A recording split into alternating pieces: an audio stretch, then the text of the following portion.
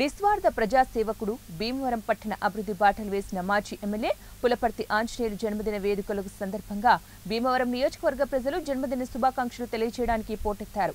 ఆయన సేవలే ఆయనకు గుర్తింపు తెచ్చిపెట్టాయని జూన్ 4వ తారీఖున ఎన్నికల ఫలితాల్లో అత్యధిక మెజారిటీతో మూడోసారి భీమవరం ఎమ్మెల్యేగా ప్రమాణ స్వీకారం చేస్తారని సీనియర్ తెలుగుదేశం నాయకులు గంటా త్రిమూర్తులు మద్దుల రాములు అన్నారు.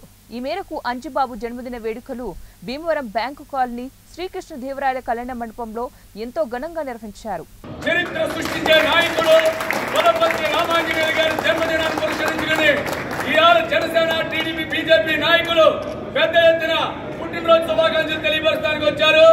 రాబోయే రోజుల్లో తెలుగుదేశం బీజేపీ జనసేన ఐక్యతో బీజేపీ పార్టీలో మనం ఏదైతే నరేంద్ర మోడీ గారు, పవన్ కళ్యాణ్ గారు, చంద్రబాబు నాయుడు గారి నాయకత్వంలో భీమవరం నియోజకవర్గం అభివృద్ధి చెందే విధంగా, అలాగే చరిత్ర ఉండిపోయే విధంగా ఆయన ముందుకు నడాలని చెప్పి అష్టైశ్వర్య ఆరోగ్యాలతో భోగభాగ్యాలతో పిల్ల పాపలతో సరిదూగాలని గత పుట్టినరోజు మేము చెప్పాం.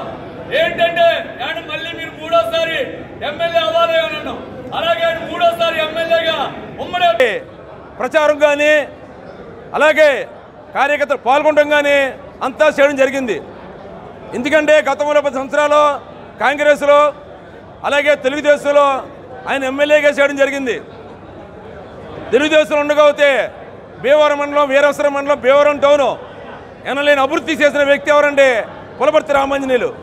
కరెక్షన్ లేని నాయకుడు, కర్లింగ్ నాయకుడు. ఆ పార్టీ ఈ పార్టీ అని కాకుండా ఏ పార్టీ వ్యక్తి వచ్చినా సరే ఆయన వరకు ఆయన ఏం చేయాలనేది చేసి ముందు పంపించే వ్యక్తి. అటువంటి వ్యక్తిత్వం ఉన్న వ్యక్తి కాబట్టి పులపర్తి రామాంజనేయులు కేకేసి పవన్ కళ్యాణ్ గారిని టికెటింపు రోజున మంగళవారం నాడు ఆయన సుమారు 45 నుంచి 54 వేల మెజార్టీతో గెలుస్తాం ఖాయమని ఈ సభాముఖంగా తెలియజేస్తాను. అలాగే చంద్రబాబు